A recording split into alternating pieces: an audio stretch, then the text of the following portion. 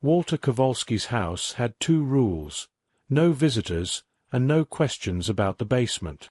For 20 years he was just that neighbor, the one who nodded but never spoke, who shoveled snow from his driveway at dawn before anyone else woke, who kept his blinds drawn tight even on the sunniest days. The people of Millfield called him the ghost of Elm Street behind his back, though never to his face. There was something about the way Walter carried himself, like a man who'd learned the hard way that eye contact could be dangerous. But it was the basement that fueled the rumors. No one had ever seen inside. Not the mailman, not the kids who dared each other to ring his doorbell on Halloween, not even old Mrs. Henderson when she brought over her infamous and unwanted zucchini bread. The door was always locked, secured by a heavy deadbolt and what looked like a military-grade padlock. "Probably a doomsday prepper," muttered Dave from the hardware store. "Or a serial killer," whispered the teenagers, their eyes bright with morbid curiosity. Walter knew what they said. He didn't care. Then the little things started adding up. A black sedan with out-of-state plates idling near his mailbox. A wrong number call at 3 a.m., silence, then a hang-up. And the feeling, relentless as a toothache, that he was being watched. He checked the basement lock twice a day now. It was Thursday when Walter saw him, a man in a faded leather jacket, sipping coffee outside the diner. Ordinary, except for the way his gaze lingered as Walter passed. Their eyes met. A flicker of recognition. Not from Walter. From him. The man smiled, just a twitch of his lips, and raised his cup in a mock toast. Walter's blood turned to ice. That night he dreamed of fire. Screams in a language he hadn't spoken in decades. The smell of burning paper. And a voice whispering, "They never stop looking." He woke gasping, hand already reaching for the pistol in his nightstand. Downstairs, the basement door stood intact. Locked. Silent.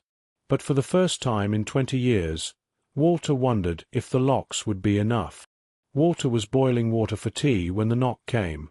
3 sharp raps, the kind that brooked no argument. His hand froze mid-pour.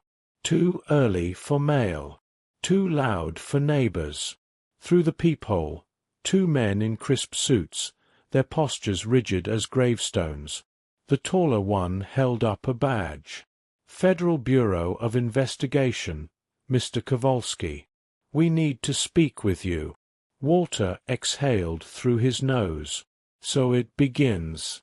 The agent sat at his kitchen table, their shoes tracking mud on linoleum he'd scrubbed that morning. The taller one, Special Agent Harris spoke first. "You're not in trouble. We're here because they found you." A photograph slid across the table. The leather-jacketed man from the diner. Oleg Malishov, ex-KGB. Arrived in Boston 5 days ago. Walter's thumb traced the photo's edge. The face was older now, the eyes colder, but he'd know that smirk anywhere. Leningrad, 1986. A snow-dusted alley. A promise carved in blood. "You're mistaken," Walter lied. "I don't know this man." Harris leaned forward. "Then why is he parked outside your house with a trunk full of Semtex?" A creak from below. All 3 men tensed. Agent Cole's hand drifted toward his holster. "You got someone down there, sir?" Walter's pulse hammered in his throat. 20 years of silence, undone by a floorboard. "My furnace," he said too quickly. "It's loud." Harris exchanged a glance with Cole. "Show us." At the basement door, Walter hesitated. The lock gleamed under the hallway light, his last barricade against the past. "Whatever's down there," Harris murmured, "we've seen worse." Walter's fingers trembled as he worked the combination. The door swung open on darkness thick as oil. and from the shadows, a voice rasped. "Walter, did you really think you could hide forever?" The basement light flickered to life, exposing steel shelves stacked with files, yellowed passports, newspaper clippings in Cyrillic, a Tokarev pistol wrapped in oilcloth, and at the center of it all, a man shackled to a chair. Agent Cole's hand went to his sidearm.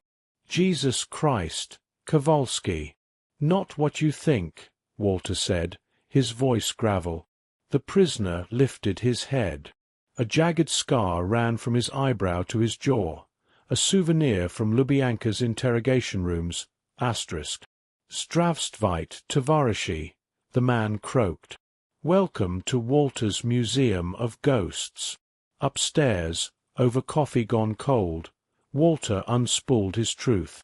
"His name is Yuri Petrov. We worked together at Archive 17, KGB's Dirty Secrets Division. In '89, we stole something. They caught him. I didn't." Harris flipped open a file from the basement. Surveillance photos spilled out. Walter at a Warsaw safehouse, a younger Yuri being dragged into a van. "And the man outside?" Cole pressed. "Oleg Malishov, Yuri's old handler. He's not here for me." Walter's finger tapped a photo of a red ledger. "He's here for this." The book's pages crackled like dead leaves. Column after column of names, dates, payments, a who's who of compromised NATO officials, all groomed by the KGB in the '80s. "Half these men are still in power," Walter said, "and Moscow wants its leverage back." A crash from outside. The kitchen window shattered as a brick thudded onto the floor, wrapped in a note. "Till tomorrow. No witnesses." While Cole called for backup, Walter dialed a number from memory. 3 rings, then a woman's voice. "Asterisk, you swore you'd never call." Asterisk. "Elena," Walter breathed. "They found the ledger." A pause. Then, in English, "Then you know what happens next." Asterisk, the sleeper wakes. The line went dead. The FBI agents demanded answers, but the truth lived in the scars on Yuri's wrists and the whiskey-soaked memories Walter had tried to forget for 3 decades. He lit a cigarette, his first in 10 years, and let the past burn its way back to life. Leningrad, 1989. Snow stung Walter's face as he crouched behind Archive 17, the stolen ledger pressed against his chest. 5 minutes. That was how long Yuri had promised to keep the guards distracted. Then, gunfire. Not the planned warning shots. These were close. Precise. A choked scream. Walter's hands froze on the sewer grate. Through the iron bars, he saw Yuri on his knees, Oleg pressing a pistol to his head. "Where is your traitor friend?" Oleg demanded. Yuri smiled through bloody teeth. "Rot in hell." The gunshot echoed off the concrete walls. Walter didn't stay to see where the bullet landed. He fled through tunnels that reeked of oil and rust, the ledger's sharp corners digging into his ribs with every step. At the extraction point, his contact frowned at his empty hands. "Where is Yuri?" Walter stared at the frozen river. Gone. A lie so smooth it almost felt true. Yuri's laughter dragged Walter back to the present, a dry, broken sound. "You told them I was dead?" He yanked his collar down, revealing a twisted scar where the bullet had nearly killed him. "I woke up in a morgue storage locker." Agent Cole's eyes darted between them. "You left your own partner behind?" Walter's cigarette trembled between his fingers. "I left my brother." A heavy thud upstairs. Too loud for backup. Yuri's gaze locked onto Walter's. "He's here." Glass shattered as a metal canister rolled into the kitchen, hissing white smoke pouring out. Oleg's voice cut through the chaos. Time to finish this, traitor. The gas spread like a living thing, thick, white, and cruel. Walter slammed the basement door shut, but not before catching a glimpse of shadows moving in the smoke. Boots on stairs. Muffled Russian commands. Oleg's hunting party had arrived. Agent Cole dragged Yuri into a corner, pressing a radio to his lips. Asterisk, code black. Hostiles inside. A bullet shattered the device. Walter tossed Cole a crowbar. Boiler room. There's a crawl space. Too late, Yuri coughed, nodding at the basement window. Outside, two figures in black tactical gear slid into the yard. Walter yanked a tarp off a rusted generator. Help me. As Cole cranked the engine, Walter flipped a hidden wall panel. Lights flickered on, exposing a wall of monitors. Live feeds from cameras Walter had hidden around the property years ago. You paranoid son of a... Cole began. Watch the door. Walter barked, zooming in on Oleg's team. 4 men. One with a breaching shotgun. Yuri limped to a workbench, grabbing a box of nails. Still think in traps, eh? Old habits. The door splintered. A flashbang rolled in. Walter tackled Cole behind the generator as the blast tore the room apart. Yuri hurled a jar of paint thinner at the first man through the door, then a lit match. Flames engulfed the stairwell. Screams followed. Oleg's voice roared through the fire.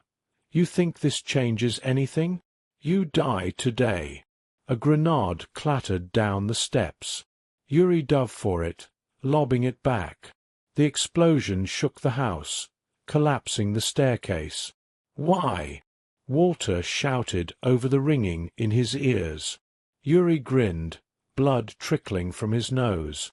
You owe me a new life. The explosion rattled windows down Elm Street. Porch lights flickered on, one by one, as neighbors stumbled outside. Smoke coiled from Walter's basement like a serpent.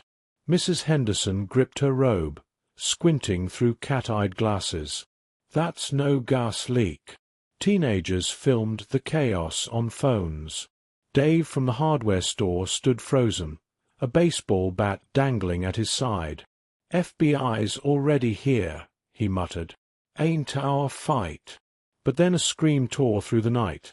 Agent Cole, pinned under debris in the yard, blood soaking his sleeve as a KGB operative advanced. Mrs. Henderson turned to the crowd, voice sharp as a school bell. 20 years Walter kept to himself. Never once complained about my roses choking his fence. That man's no monster. A teenager lowered his phone. Dude's got a prisoner in his basement. And the feds are protecting him, she fired back. Since when do we let strangers burn our town? A gunshot cracked. Cole rolled behind a hedge, clutching his shoulder. The KGB agent reloaded, smirking. Dave's knuckles whitened on the bat. My boy's a Marine. If he saw this... He stepped forward. God damn it, move. They attacked like a town resurrected, not with guns, but with the quiet rage of ordinary lives interrupted. Mrs. Henderson led a group through her backyard, unlocking Walter's rusted gate with a key he'd given her years ago. For emergencies, he'd said, eyes avoiding hers. Dave and the teens pried open his tool shed. Axe handles. Fertilizer bags. He barked. Make noise, not war. At Mrs. Henderson's signal, they struck, shattering bottles, hurling gravel at windows, screaming like banshees. The KGB operatives spun, disoriented. Kto zje? Cole seized the moment, tackling his attacker. Now, Kowalski. Walter and Yuri burst from the basement, gasping. But as the neighbors cheered, Oleg emerged from the smoke, pistol aimed at Walter's chest. A thud. Oleg crumpled, Mrs. Henderson's cast-iron skillet clutched in her hands. "My late husband fought in Normandy," she said coolly. "I bake, but I bruise." The sirens wailed as Oleg lay unconscious at Mrs. Henderson's feet, the ledger clutched in Walter's shaking hands. Agent Cole radioed for extraction, but Walter's gaze stayed locked on the burning basement, the tomb of his guilt, now reduced to ashes. Yuri limped to his side. "Give it to them," he rasped, nodding at the FBI. "Or burn it. But choose now." Walter opened the ledger to the final page. A name even the FBI didn't know. Senator James Rowan. Code-named Sparrow. A man now third in line for the presidency. "This is bigger than me," Walter said, tossing it to Harris. "But if you bury this, I'll find a way to haunt you." Harris's jaw tightened. "We'll do our job." "Your job?" Yuri laughed bitterly. "In my country, men like you are the job." Oleg stirred, fingers scrabbling for a fallen pistol. Mrs. Henderson raised her skillet again, but Walter stepped forward. "You want me." His voice carried decades of exhaustion. "Take me. Let the rest go." Oleg's smile was bloody. "You think this ends with me? They know. They always." A single gunshot cut him off. Yuri stood trembling, Oleg's pistol in his hands. No more speeches. Medics loaded coal into an ambulance. Reporters swarmed the street. Through the chaos, Walter locked eyes with Mrs. Henderson. "You knew," she said softly. "All these years. You knew what you were hiding from." He nodded. "But not what I was hiding for." She pressed a jar of zucchini bread into his hands. "Start fresh. Bake something bitter-sweet." At dawn, Walter stood at the train station, a one-way ticket in his pocket. Yuri's voice startled him. "Running again? The FBI will leak that ledger. My face will be on every screen." Yuri lit a cigarette. "So, hide in the light." He handed Walter an envelope, a faded photo of them in Leningrad, young and unbroken.